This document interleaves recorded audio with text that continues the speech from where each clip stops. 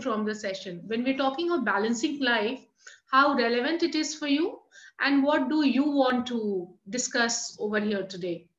If you have some, burning life questions, if you want to, have, you want me to address certain issues, certain challenges that you're facing in life, play peace in work life. All right, that is like balance in at work and in your personal life. You're writing privately, you can even write it to everyone so that everybody can read about, they can give their views about it. So I can see peace in work life. Anyone else wants to share anything? What you are expecting from today's session, what you want me to cover, what you want me to talk about. All right. How to balance work and family. Wonderful. We're going to talk about it. Balanced life and transformation. All right. Okay. Anything else that this all I have included. We are going to talk about work space. We are going to talk about the personal space. We are going to see that how we can transform ourselves to a more balanced person. Career and family. So largely we are looking at professional and personal life, how to balance professional and personal life. Okay. So yeah, blessed life. Yes, that's my last slide. When we are going to do the session today, you'll see, Dr. Neeta. My last slide talks about how blessed we are. Personal and professional life balance, meeting expectation at work without disturbing the balance. All right. So how to say yes to things, right? Satisfaction and where to stop in career. Um, without hampering health to achieve balance, how to manage work at home. So it's health, work, personal space, how to manage work at home. All right, cool. So now with this, before I start with the session, I have a small clip of 40 seconds. I would like everybody to go through that clip. I hope everybody is comfortable with the English as a language. So I will try, I've planned to keep it in English, but cool. So in case anybody has any concern about a given term or a sentence that I talk, just stop me there. There you can unmute and you can say that, I will explain it again. The clip I'm going to show is in Hindi. If in case somebody has problem in understanding that clip, please let me know. After the clip, I will discuss it in detail and I'll tell you what actually happened in the clip. So with that, I come to the sharing and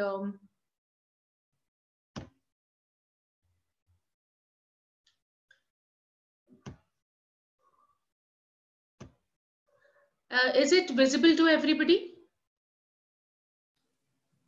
Is it visible to everybody? I have already shared the screen. I have not started, but I have shared. Yes, ma'am, it is visible. Okay, all right. So I'm just starting with it. अबे अब नहीं है, बैठ जाओ चुपचाप। और अगर हमें बाद में पता चला कि वो लाइट और साउंड शो सॉलिड ढांसू निकला तो? वो तो होगा ही ढांसू, लेकिन अगर हम चले गए तो ये सॉलिड सनसेट मिस हो जाएगा ना। जितना भी ट्राई करो बनी, लाइफ में कुछ ना कुछ तो छूटेगा ही। तो जहां है वहीं का मजा लेते ना।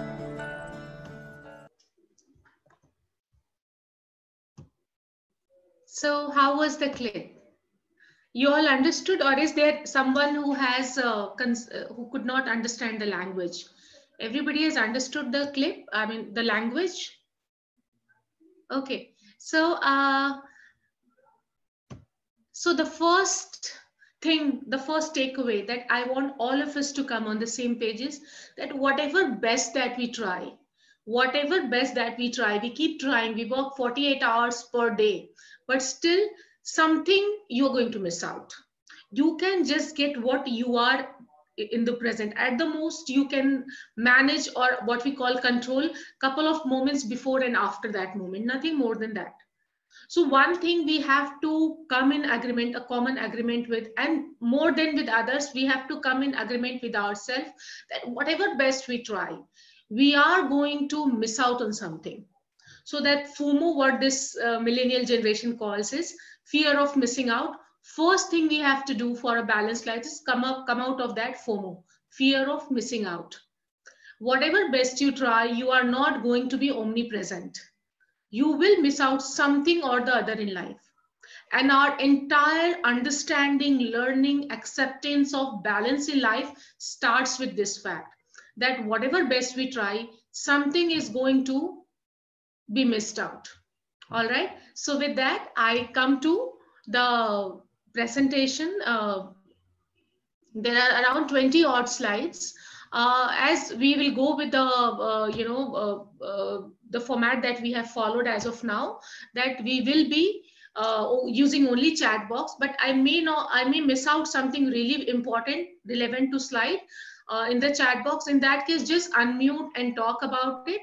So unless until we all come on the same page, there is no point moving ahead in the presentation. So wherever on whatever slide you feel that there is some lack of understanding, there is some lack of clarity, or you feel that you want to add something, or you have some question, or you have some situation which you feel that will get answer from this slide and you're not clear about it, feel absolutely free to ask me. Stop me there, unmute, stop me there, we discuss it, and then we go ahead. So as you see that the session today is about how do we balance life, or what is the relevance of balancing life in multiplying our productivity. Multiplying productivity does not mean getting all of it. Multiplying productivity means getting what will justify the value of time, effort, and emotion that you are putting in that particular moment. So that is what we are going to learn. So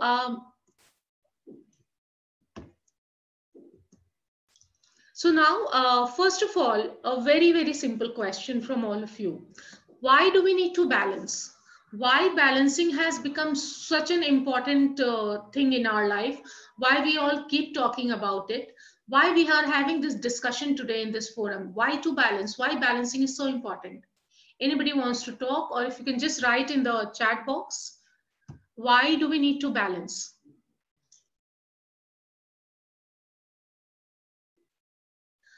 Sarita, you wanted to understand that clip in English. I'm sorry, I missed out in the chat box. See, in the clip, there is this girl who wants to enjoy the sunset. It's from a movie called, it's a Bollywood movie. So she says that let's enjoy the sunset today. And the boy says that there is a sound and light show, which he has bought the ticket for. So this girl, says that let it be. I mean, if you go for that, we are going to miss out on the sunset. He says this sound and light show is really very, very beautiful. So on that girl says that let it be. She throws the ticket and she says that whatever best you try, you are going to miss out on something. So why not just be in present and enjoy it?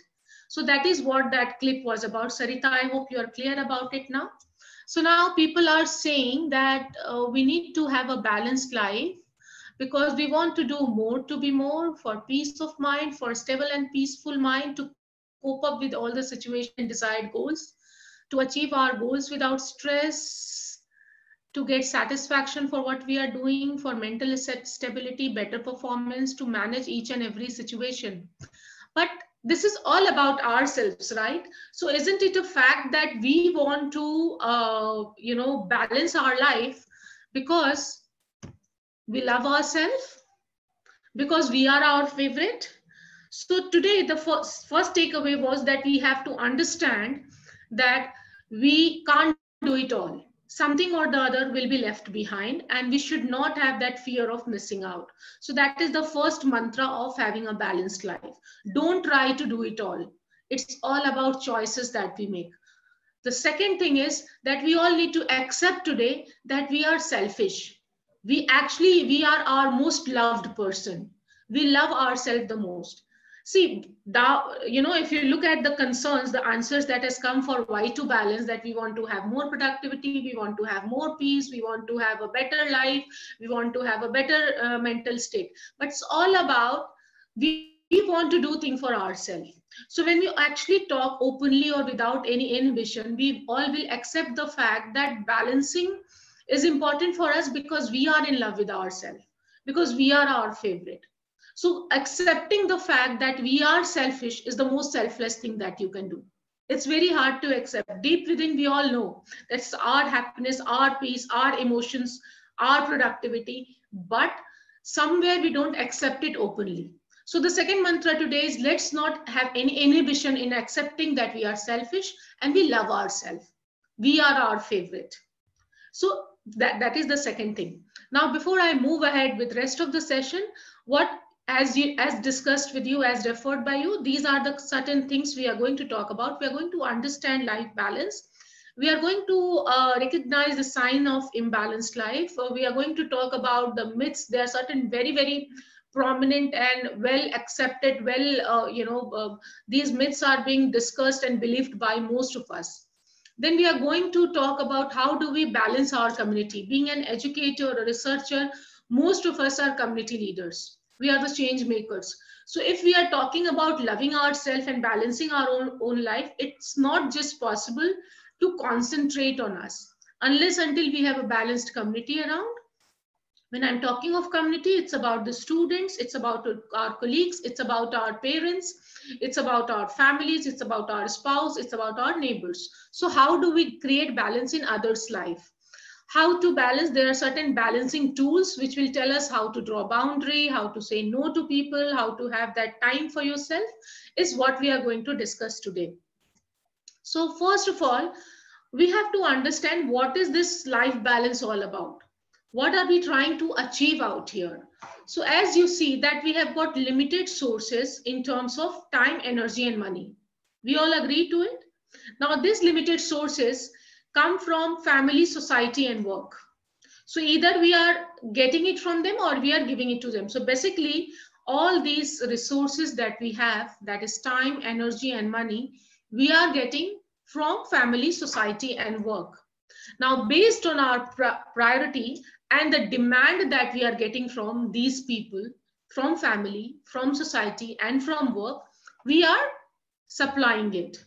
So if, as per my priority, today my work is more important or my work needs my more time, then I'm giving more time to that work.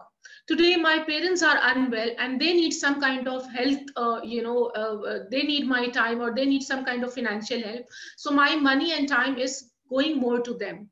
My kids are going to school and they are, they need their tuition fee, they need the help in their education, in their upbringing. So then my energy and money is going over there. So with based on what we are getting from air and based on who's needing more, our supply of time, energy, and money goes in that direction. And if we know the art of deciding who needs it more and deciding how much I have and deciding where I want to invest it, if we learn all these tricks and the techniques, then we are at the right balance.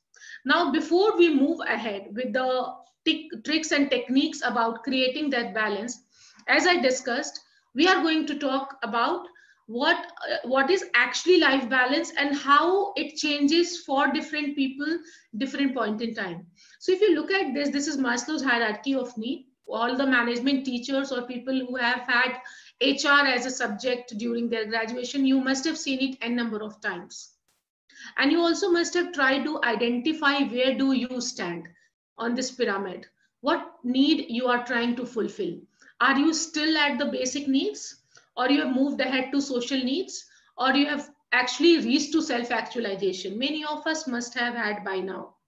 So now, depending on what stage of life I am or what stage of life cycle I am, addressing at the moment, my balancing meaning of balance changes. It changes for each one of us with time. So a life balance is different for everybody. Maybe we are having a generic session today, but what is life balance for someone is not the same as for the other person. For example, somebody who has got younger kids, their life balance is about giving time to kids, investing and for their future, creating assets for them, having some time for yourself with your spouse, doing much better at job. But somebody who has got grown up kids and who are already settled, for them life balance is about having a better health, ensuring that you must have ensured by now that how much you have had invested in your younger age, and you have created enough balance for your, the second inning of your life. Maybe somebody who's not married yet, for that person, maybe investing more in career, looking out for a better future with a better life partner is what you're looking at. So life balance has got different meaning for each one of us depending on what stage of life we are. Again, for us, it changes with time. Maybe even if while my kids are younger and I see an opportunity at work wherein I need to give more time to work to maybe get a promotion or maybe write a better paper or maybe write a book, 2 books in this year, my focus will change. So in a given stage also, our priority keeps changing. And according to our priorities, according to our beliefs, we keep changing our life balance elements. Then it is a process of continuous adjustment. With time, it changes. Like in 2019, what was life balance for us? 2020, it's no more the same. That time we had to be out of our house, maybe from 9 to 6 or 8 to 5 or 9 to 4, whatever. Today, we are all the time at home. So with that comes lots of adjustment back at home, wherein you have to define a line that even if you are at home, you are not getting engaged with your personal issues. And when you are in your personal issues, you are switching off your mail and mobile. So that kind of, so our entire, timelines, our priorities, our to-dos has changed in 2020. And it will again change in 2021. So it calls for continuous adjustment. And last,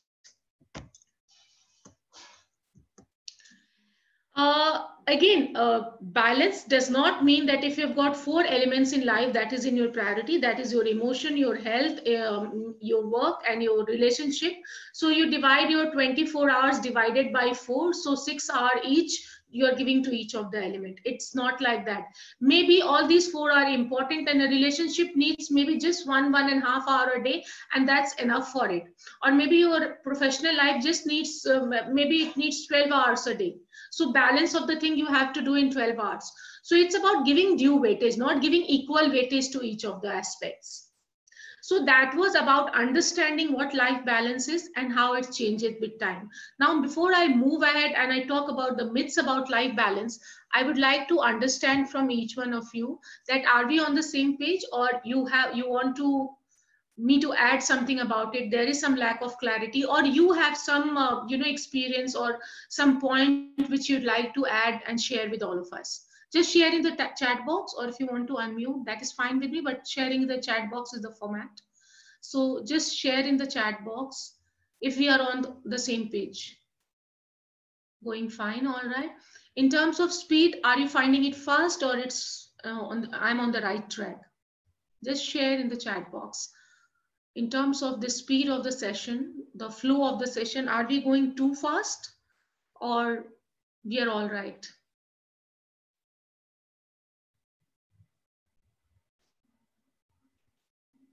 Fine. All right. Okay. Thank you.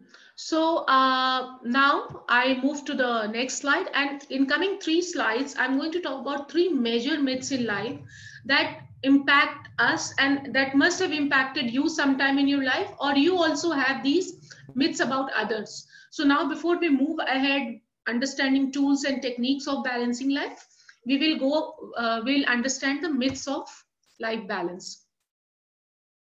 The first myth is about, many of us said that how to manage work and life. So our personal life and our professional life does not go hand in hand. We try to balance it. At times we give more weightage to personal life, at times we give more weightage to our professional life. Whereas if you look at the third slide wherein we spoke about the resources, money is one of the very important resources that we have. And work is a part of our life which actually contributes largely in terms of having that resource to us. So then how, in terms of getting that resource, work becomes part of our life, and while using that resource, that is energy and emotions and time, we take work out of our life. Why are we looking at it as 2 different aspects of our life? Why can't work be part of our life the way relationships, our emotion, our health, our vacation, our happiness is part of our life? So the first myth is that work and life are two different elements of somebody's, a mankind. Whereas it should be that one should know how to integrate it. Work, and so it's like personal life and professional life should be integrated. I have heard all my life, leave your work back work. When you come to work, just forget about your personal life. When you're at home, you forget about your work. Is it real? Is it practical? I believe not at all. How you can switch on and switch off two very important elements of our life. At home, there is some great news.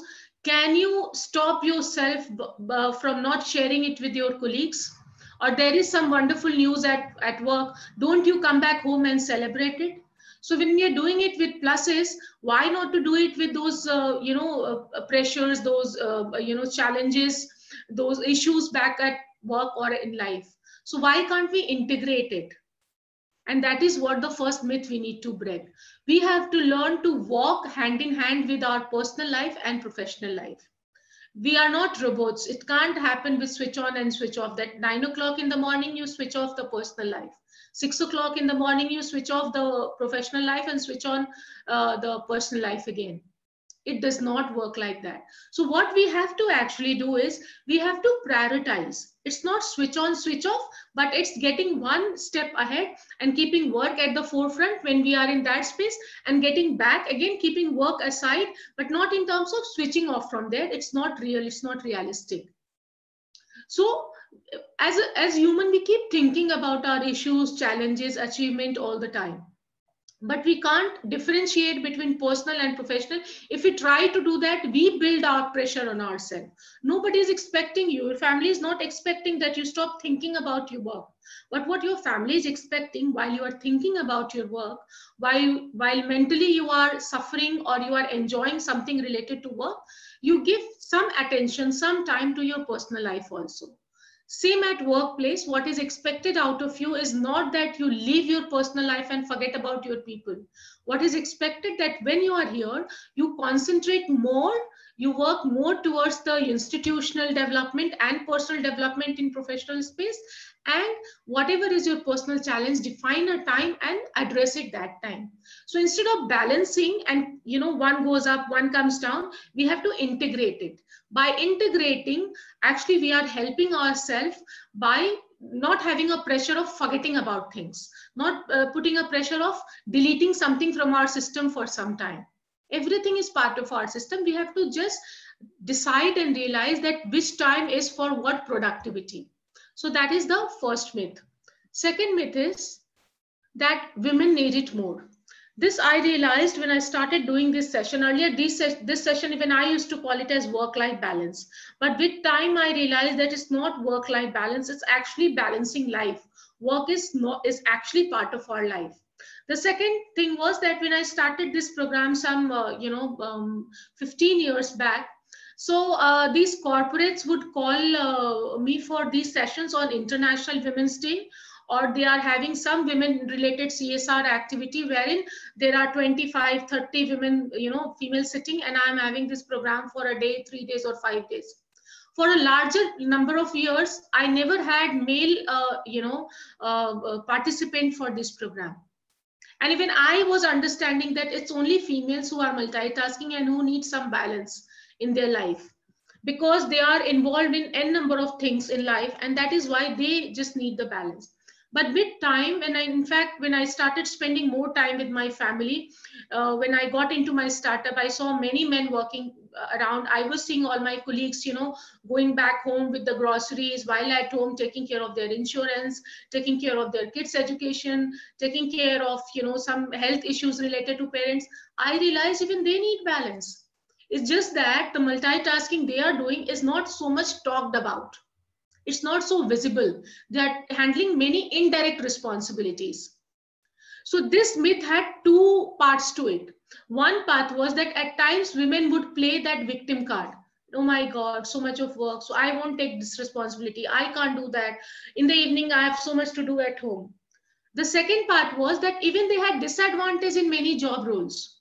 I was part of many recruitment panels, and I saw that females are not given advantage, and they want the men a man for a given position, because it's understood that females have already got too much in their hand. So it had a plus as well as a minus. So then this myth needs to be broken for us, and we need to relook at our people around, our colleagues, our the men in the family and the females in the family. There's an equal distribution of work today. If at times, in Indian culture, we have that more of the, the domestic responsibilities come to the lady of the house, and the man of the house has other, responsibilities. But in those other responsibilities, or that domestic responsibilities also, it's all goes hand in hand. And that is why they both need to learn the technique of balancing. When we ignore the fact, when we are in denial that we are just working for getting a given check back home, and actually we end up doing too many things, that is where that thought of not being balanced comes. If we are living in the fact, if we have realized, if we are not in denial with the fact that yes, we are doing X, Y, Z things, and these all are my responsibility, then automatically we'll come to a more balanced, space, than actually feeling challenged that we are not balancing our life. So that acceptance of the fact that man as well as woman of the house, they both need to be balanced, they both are doing multitasking, is the first step, is the stepping stone for leading a balanced life. So this was the second myth. The third myth is, again, I have noticed largely in the education institution which I have worked in, that whatever early morning duties or the late evening duties would always be given to people who are staying alone, or they are staying with their parents. Either they are not married or they don't have kids. So that means they have less personal responsibility. So what is understood, that these people who are not married, or who are staying single, or who are just staying with their parents without own personal family, that is the spouse and the kid, they are more free to do the professional work. Whereas we forget to realize the fact that they have chosen to be into a given state of life, being unmarried or being without kids, because they have other priorities in life. They too have their hand full, either parents' health or their personal growth, or maybe they are too much into research, or they love vacation, they enjoy their evenings in the gym. So they too have, so we all have got some or the other priority which needs to be balanced, and we should neither take it granted for others, not for us, that so and so person in so and so state does not need balance. Balance is required for all of us. So as we have already broken these three myths, and we have understood what is life balance is all about, we know it's all about making choices, that thing of coming out of that FOMO, fear of missing out. And we know that we love ourselves, we are selfish. And with this acceptance, now I come to the next slide, where I'll be talking about what are the different tools and techniques to have a more balanced life. Now, before that, in the chat window, please share that if there is some lack of clarity, or there is something which you want me to cover, which I have not covered as of now, related to the topic. If we are on the same page, feel absolutely free to write clear, or we are on the same page, and I move ahead. Anybody wants to add anything? You have some other myth which you want to break? Okay. Thank you, Niyamat.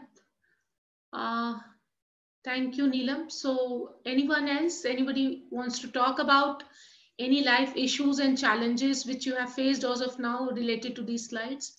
Maternity time problems, all right. Maternity time problems as in when you are expecting or your spouse is expecting. So that time, how to manage it. You have to make a conscious parenting. I'm going to talk in detail, Smita. I will definitely talk about parenting. In terms of maternity challenges, see, there you have to decide.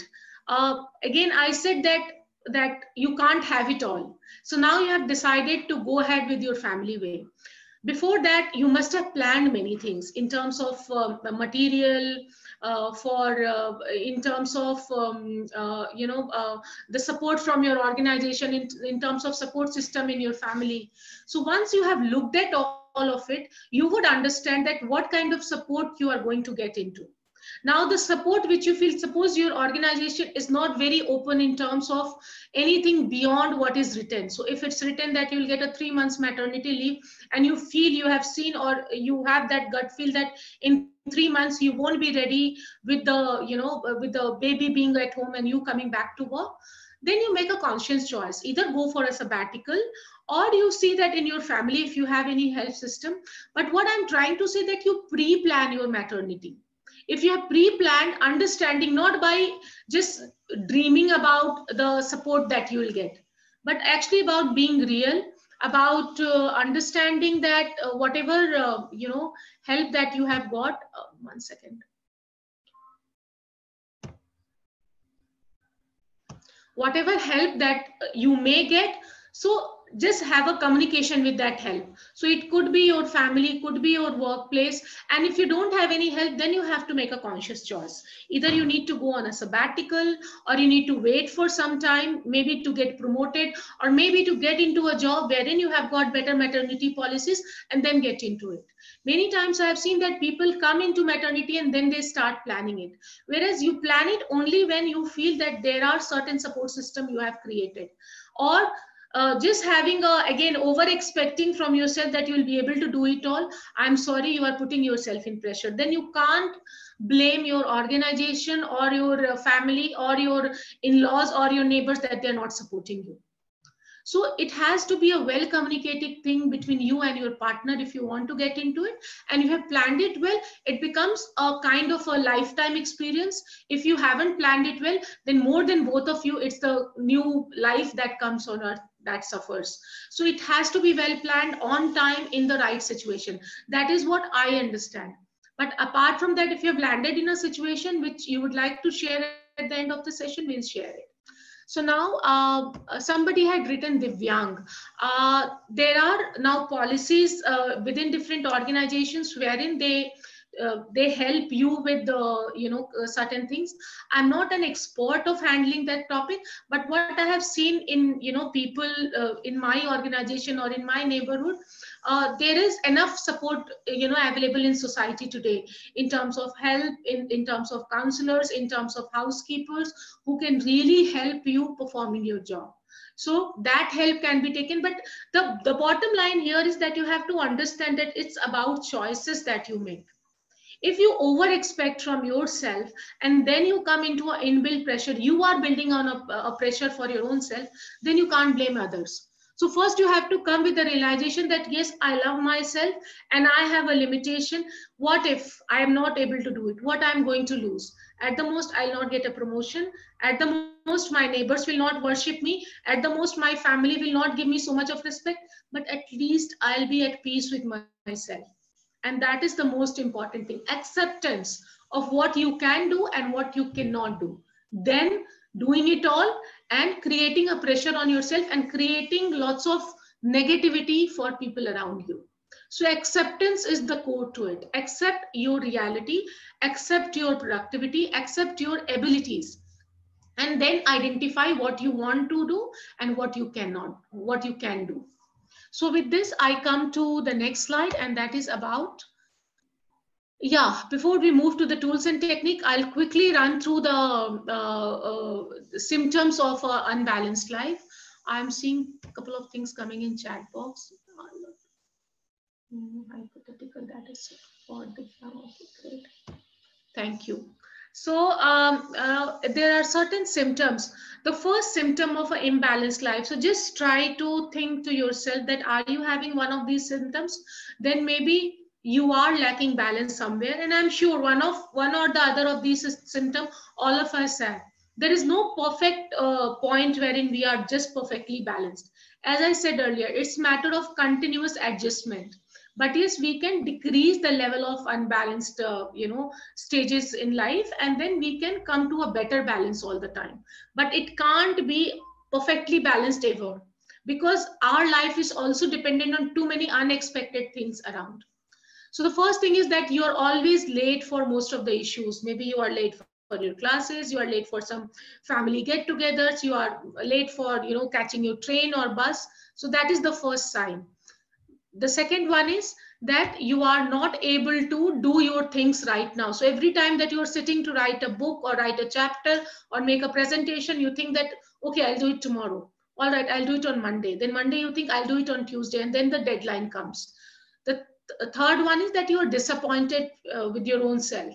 Many times we see that people are fine, they don't have so much of time and energy to think about us, but it's us who are actually getting disappointed by our performance.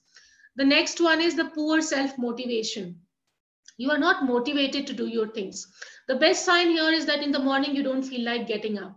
You don't feel like going and having cooking for yourself or going for a lunch, or just if somebody calls you up, you are not taking the call.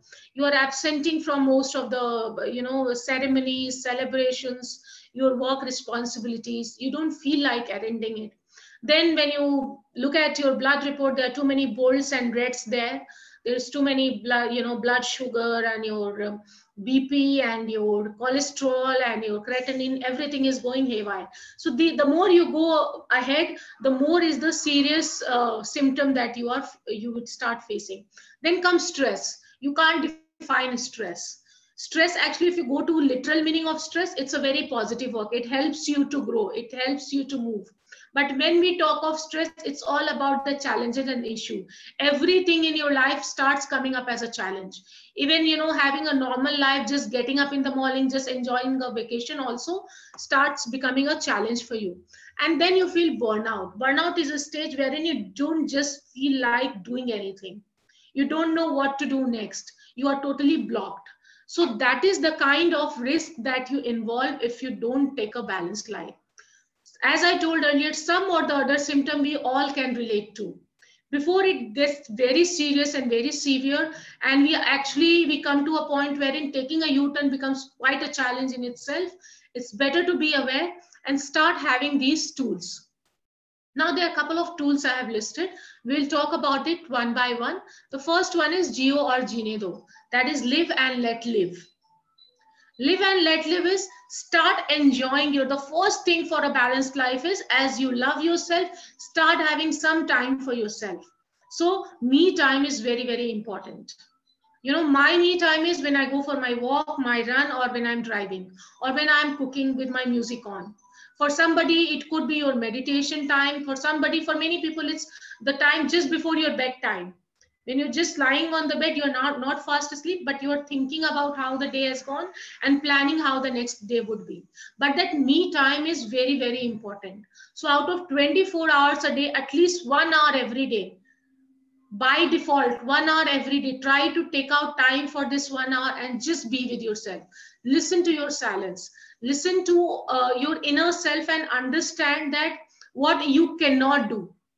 More than focusing on what you can do, you understand what you cannot do. More than focusing on what you did not do, focus on what you did. And that will give you lots of energy to enjoy the we time. Now, me time is with your own self. We time is with relations that is important to you. That could be your colleague, could be your family, could be your spouse, could be your parents, could be your neighbors. Identify that bunch of people who gives you happiness. While talking to them, you are not really thinking and talking, you are just enjoying their company. So while you are having your me time, you also realize the fact that you are giving me time to all those people. Instead of having a communication and a close knit space for 12 hours, 14 hours a day, 1 hour of quality time with your loved ones is more meaningful, is more productive than having throughout the day, being after your kids, being after your spouse, being after your family, being after your colleagues. So have some me time, and when you are able to have me time, you're also giving it to others, and then a we time becomes meaningful. So that is the first tool. The second tool is lifestyle modifications. Get into some kind of 45 minutes to an hour, 5 days a week activity. Could be meditation, could be yoga, could be just exercise, could be joining a gym. Take care of your diet. There are many diets, you'll find on Google. I'm not talking of those diets wherein you have to buy supplements, you have to restrict on your having protein, carbohydrate, this and that. Have a normal diet, but decide your meal timing.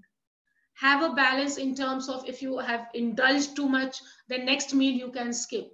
So have a balance there. Again, here I'm talking about integrating, not having, a month full of restricted diet, and again 2 months you are just binging and eating everything and anything that is coming your way.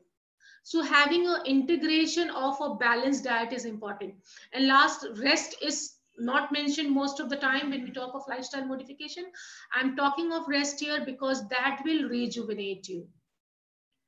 Give at least 6 to 7 hours of nice nap to yourself.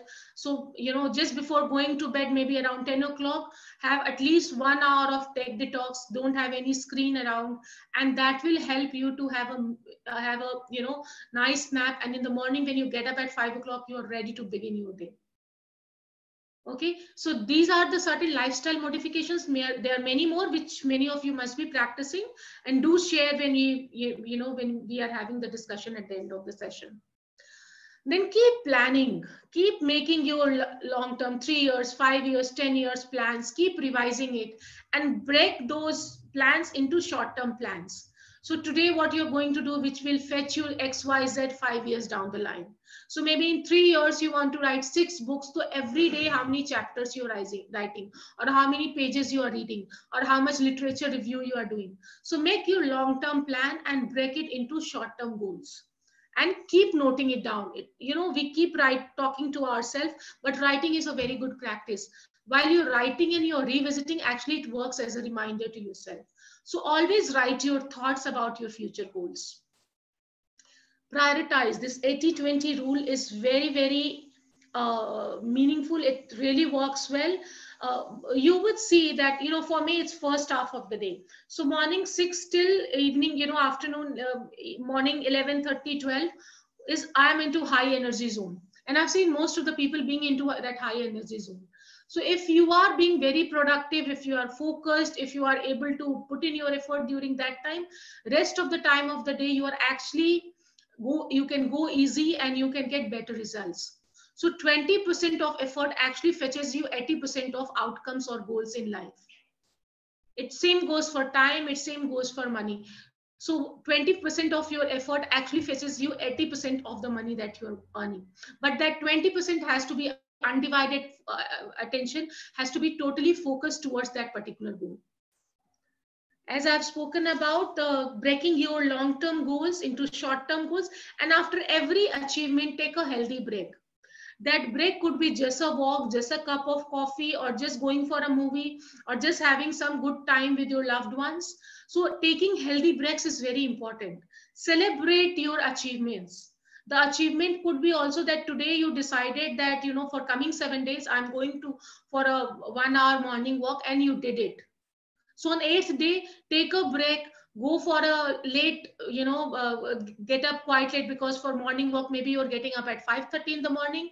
On 8th day, you can keep sleeping till 7:30, 8, 9:30, 10, whatever. So celebrate that, enjoy your achievements, appreciate yourself, reward yourself.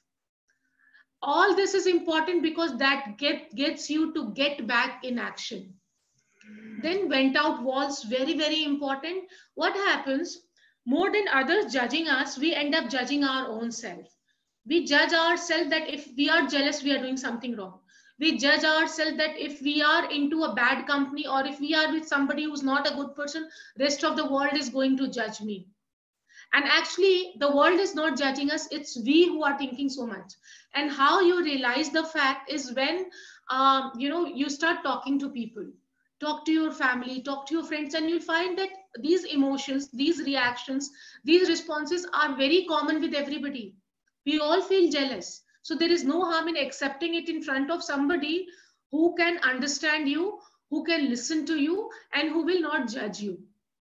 So have those vent out walls in life. Could be family, friends, colleagues, relatives, maybe your spouse, maybe your child. And if you don't have any such person, take help of counselors. Once in 2-3 months, do go to counselor. There is no harm going for it. You go for your blood test, you go for your, other health issues. If you have them, there is no problem in going to the counselors. These emotional counselors, these life coaches, these mentors, they can give you some time and listen to you and understand, and they'll actually make you feel that what you are going through is very normal. Our issue is we start feeling if this emotion is abnormal, this mental state is abnormal, this pressure is abnormal, this lack of ability to handle the life challenges is abnormal. Whereas we have to accept that it's happening with everybody. Fights happen everywhere, and the issues happen in all the families. Everybody has issues with bosses, everybody has issues with colleagues, everybody is jealous of some or the other. The limit of jealous is low or high, but then these are emotions, and none of the emotions are good or bad. How we react to those emotions decides whether it's good or bad. Our action towards those emotions or our responses to those emotions actually decides whether it's good or bad. So don't shy away from your emotions. If you're not comfortable to vent it out to others, vent it out to people whom you trust, and you can create such people. So then learn to detach. Getting detached from our belongings. Very important. What we are creating could be a book, could be a presentation. I've seen in education, people are very possessive about their piece of knowledge. One note is created and we keep it very secretly. We don't give it to others. We don't share presentations. Whereas we have to accept the fact that knowledge is no one's copyright today. Our PhD work also is available on internet, and we want to be available on internet so that more people talk about it, give its reference, and our value as an educator, as a researcher goes up. So when knowledge is nobody's copyright, why are we being so possessive about it? We are being possessive about it because we are unable to move on to next level of growth. The moment you start writing more and more, getting more productive in your life, automatically your attachment will go off from your past pieces and you will see more growth coming your way. But unless until we are clutched to this point, how we are going to, we have to open our fingers and go and grab more opportunities. So that is the art of detachment. It doesn't come overnight. It comes with age, it comes with time, and it also comes with practice. And learning from past. Forget about future. We always say forget about future. I would say forget about future, but remember the learning from that learning from that past incident. Forgetting the incident and remembering the learning from that incident is very important. Otherwise, it reoccurs. If you are seeing that a relationship is not happening every time, you are getting into that person's space, that person is not able to handle it, try to understand. Have an objective view of that situation. That why is it happening every time with the same person? A very common question that I have been asked here is that my boss is not understanding. They don't have logic. They disfavor few people. There are a couple of people in the organization who are always getting opportunities. He doesn't listen to me or she doesn't listen to me. So here you have to realize, you have to have an objective view of this situation. Understand that why that person is actually getting along only with few number of people. What is he getting from those people? Is it his work getting completed, or they have better understanding? And when this person can have a better understanding with others, why can't with me? And the first step of developing understanding with somebody or making somebody part of your team or becoming somebody's part of somebody's team's part is to start listening to that person. Go, try to connect. And connection can happen if you start listening to that person, understand their perspective.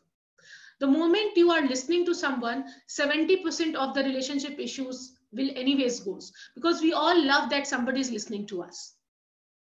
Now, after that listening, you will realize that maybe there was some part of that person's regions which you did not understand.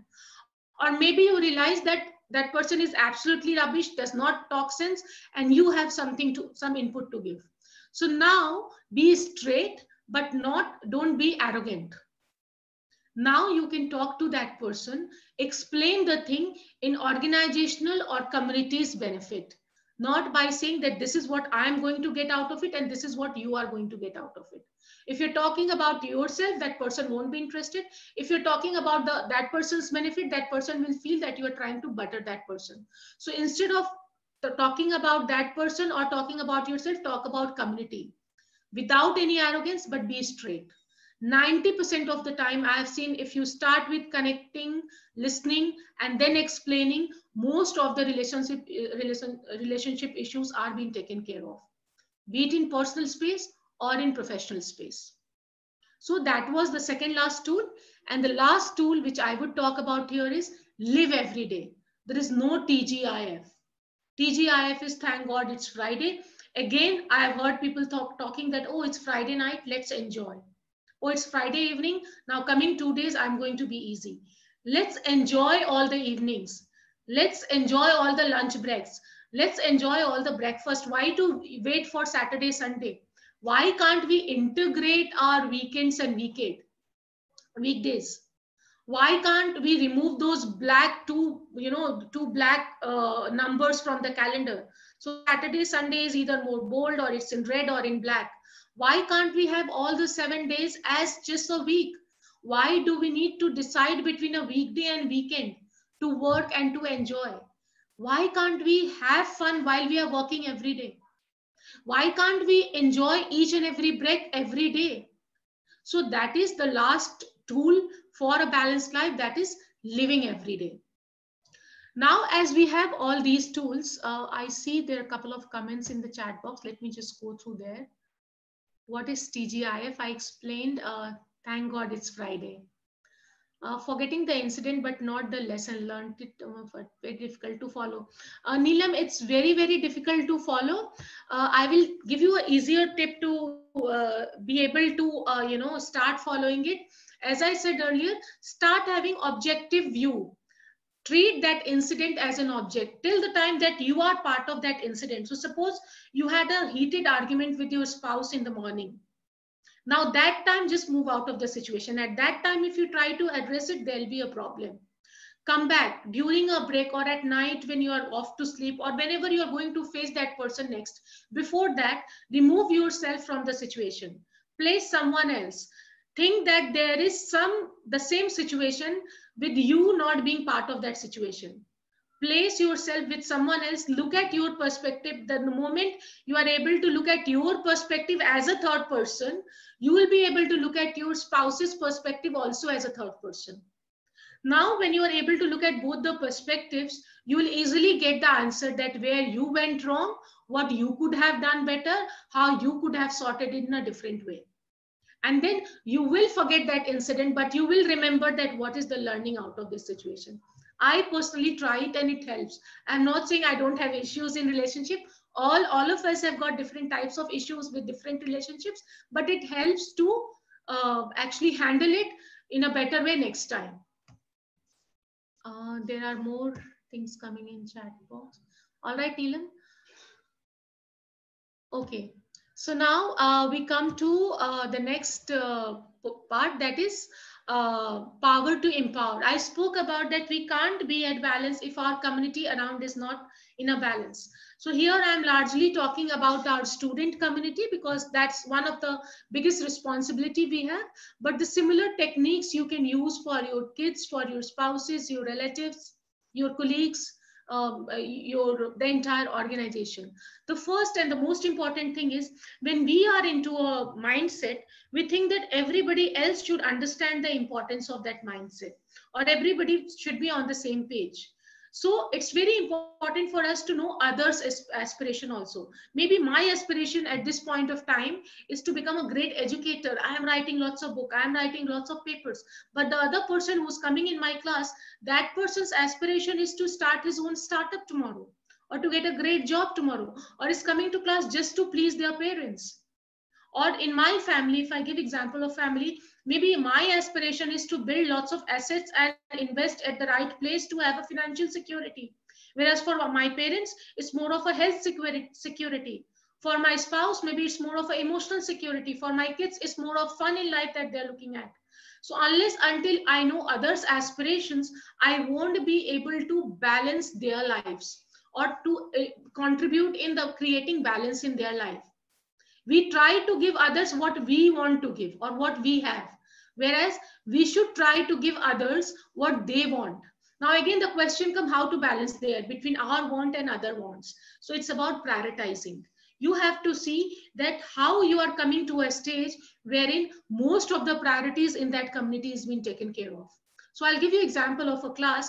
If in your class there are a couple of students who are coming to understand about how to begin their startup and they are really not interested in lots of technical know-how, so in each class you can keep a 5 minutes teaser about some of the startup, successful startup, or some of the entrepreneurs, or some of the such motivational stories which will help them to grow in life. So they will start relating. So slowly you will come towards, you will move towards their side, they will move towards your side. The next one is being a role model. Practice what you preach. If we are talking of time bound discipline, we are talking of some integrity, we are talking of honesty and trust, we have to exhibit it also. Unless until it shows in our personality, in our deeds, we won't be able to create it in others' life. We have to share and encourage to explore options in others' life. So we have to tell students that today, okay, maybe it's very gloomy time, and you are not having enough, there is not enough scope for a great job, but okay, let's do one thing. Let's look at identifying a way wherein you learn a new skill set, wherein you go for maybe a self independent kind of a livelihood option, or maybe you can even think of a startup in the meantime. So give them options, ask them to explore options in life. Here I would share a buddy system. What happens as an educator, we take too much of load of the performance of the class. And if more than, practically it's not possible for us to impact so many lives. So what you can do, that you can create buddies in the class. So somebody who's high in intelligence can have a buddy who's high in terms of emotions. Somebody who has got better, spiritual intelligence can have a, partner in form of somebody who's more academically intelligent. And if you create such buddy in the class, you will see the impact in 6 to 7 months time. The entire productivity of the class will go up. This I have personally experimented in my corporate life, my academic life, as well as in my startup. It works wonders. And highlight the limitations, telling people that it's all not rosy, but at the same time telling them how you can combat these challenges is another way of having a more productive community. And the most important thing is add lots of interest in the classroom. Now the one challenge that is coming nowadays in online education, because we don't have a personal touch in the class, that used to be the USP of educators, we are lacking that. Our classes has become like any online platform available for years now. So what we can do, we can add lots of storytelling here, we can add quizzes, we can have interaction, we can involve students in making the class. So we can ask students to be part of the presentation, ask them to switch on the video for a given point of time, have lots of conversation maybe. So by these means we can create more interesting classrooms. Here I'm talking of classroom because I'm talking of students, but here I'm trying to talk that be an interesting person, so people try to get connected with you. And the core, the bottom of a balanced life is that if you have better relationships, better connects with people around, automatically your life will come to a balance. Why? Because you are able to understand others, and others are ready to help you to perform your job. Here, I would like to talk about parenting. Somebody said that, let's talk about parenting. I have experienced in last 4 years, why I got into entrepreneurship is because in my full-time job, I was unable to give time to my daughter. And I realized only when I spoke to her, when I saw that she's missing the link, her academic, performance is getting down. And when I spoke, God's grace, she spoke to me openly and she said that you were never there. So that is why I am looking at people on social media to connect with. And I was in a nuclear family, so I didn't have a support system to take care of my daughter when I was away. And that is when I decided to break through to become a better parent, not a perfect parent, but a better parent. So the first thing I did was I accepted to my daughter that, yes, I did not realize I ignored the time which I should have given to her. The moment I accepted it, we connected instantly. Then she spoke about everything where she needed my help, and she started understanding where I needed her help. So situation today is definitely her academic performance improved. Today she has already done her class 12th and she's got 100 on 100 in 3 subjects and overall 98% in her 12th exam. And she's doing her history honors from Delhi University. But today, while I am having this session, she knows that around 11 o'clock, my parents, they stay in the same building and they have some health issues, and definitely they've gone old. So by 11 o'clock, I go to them just to spend some time with them and give them fruit, and so that they have their normal diet. So 11 o'clock, if I'm busy and she's got a free class between 11 to 12, she said that you take your session. I'm going to go at 11 o'clock to them. I will take care of, I'll sit with them, talk to them, help Nani with whatever, and I'll come back at 12 o'clock for my class. So by connecting with people, by having relationship, be it in parenting role or as a spouse or as a daughter-in-law or as a son-in-law or as a colleague or as an educator, the core to all the relationship is connection. Connection starts with listening, then explaining, and then joining hand to walk the path together. Again, it's not so easy the way I'm trying to talk about it. It calls for time, it calls for practice, and moreover, it calls for lots of patience. I was fortunate that I tried to connect with my daughter once and she connected.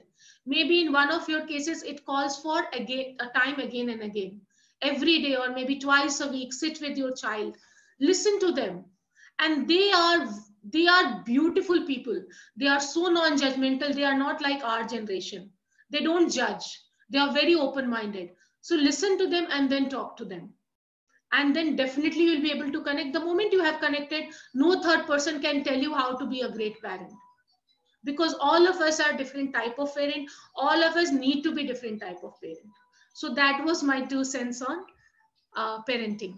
Now, before I move to the next slide and talk about urgent and important metrics, I would like to ask you all, do we really need to do this tool or you want me to take up more questions? Because this slide generally I do in the second half of life balance. So I'm done with the first half of the life balance, which was planned for today. So you want me to do this urgent and important matrix, or if you have already seen it a couple of times, I would love to take a couple of questions.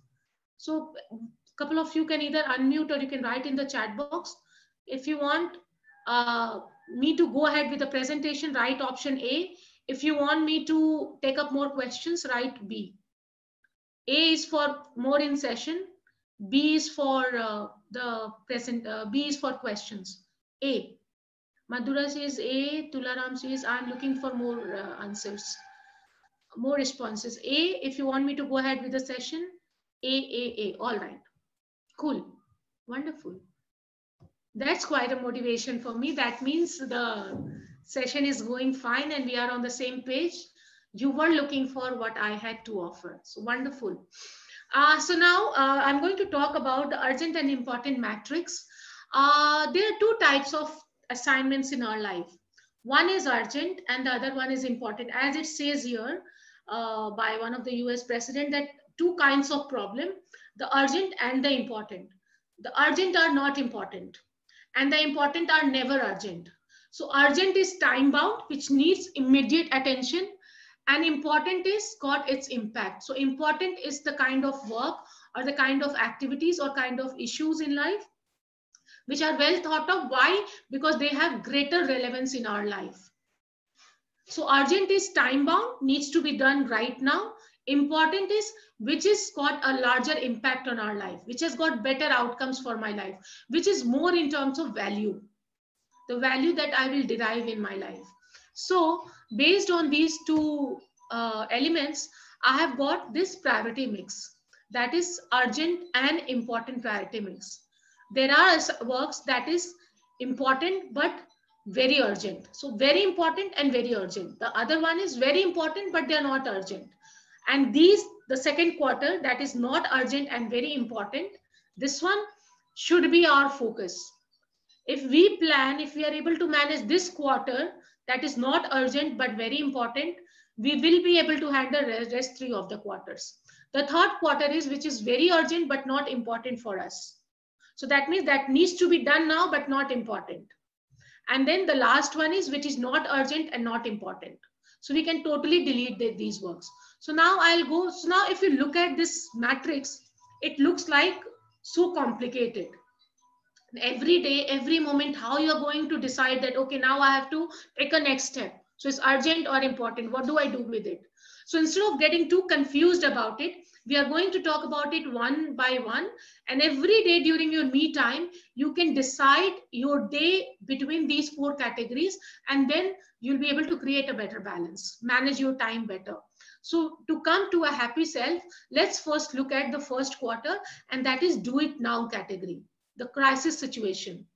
Now, this situation generally comes when you are trying to do the last moment thing.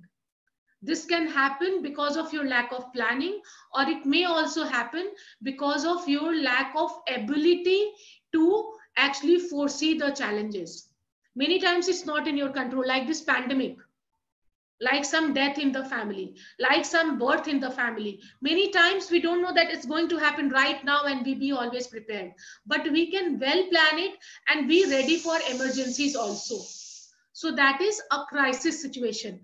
You have not planned it, but it's very important, needs to be addressed now. What are these things are?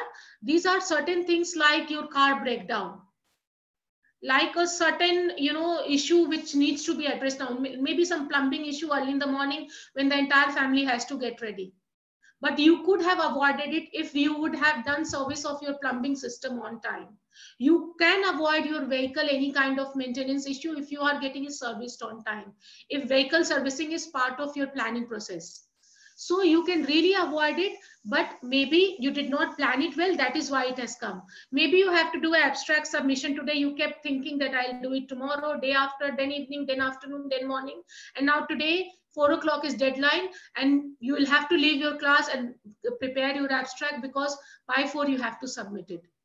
So something which you would have done in quarter 2, that is you could have done it by breaking in time, by planning well, has become a crisis today. Any kind of breakdown, any kind of service complaint. So most of the time when you're not handling your quarter 2, you come into this crisis situation. So now we come to what is quarter 2.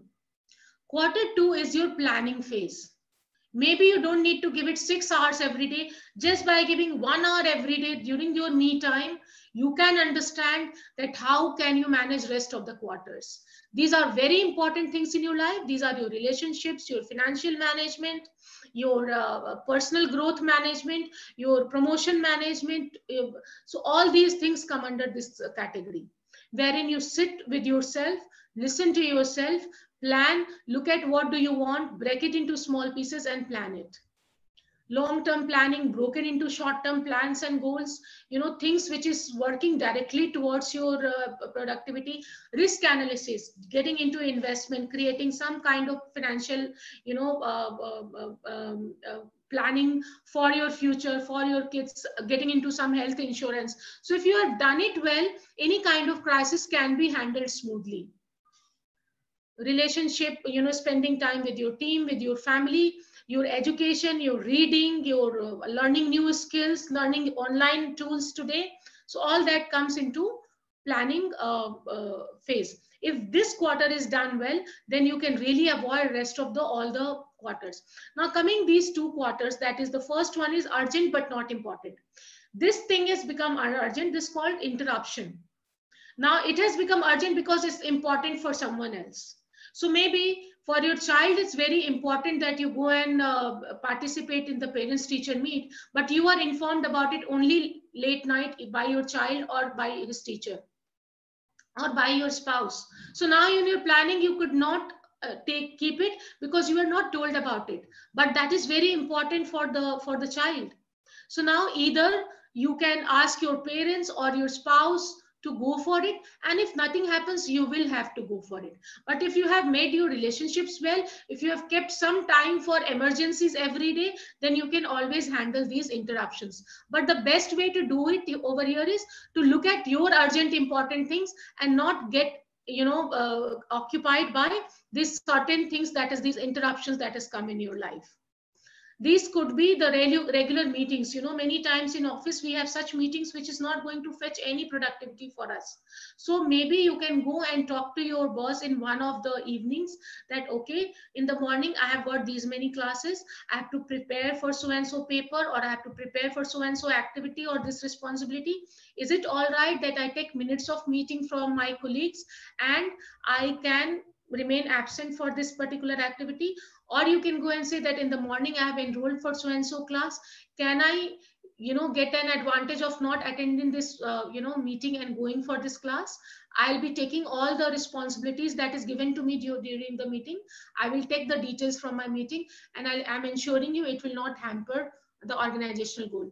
So by communicating with the concerned person, you can always take out time from these activities and delegate it to others.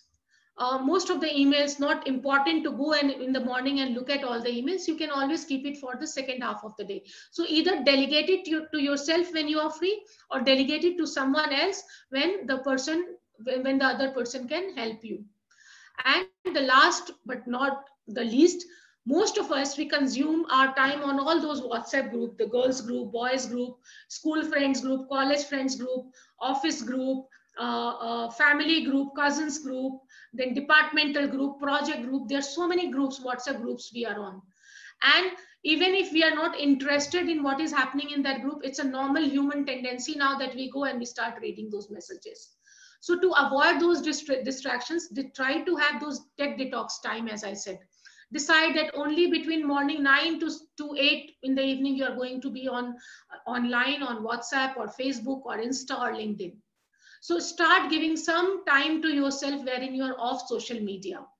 Getting into a habit of reading newspaper for hours together in the morning. Whereas we know that we are actually not reading meaningful news for more than 15-20 minutes. Sorry. Rest of the time, we are just involved into some or the other news which is not important for us or for any kind of productivity or any kind of self-growth for us. So we can always avoid such activities by deleting them from our to-do list.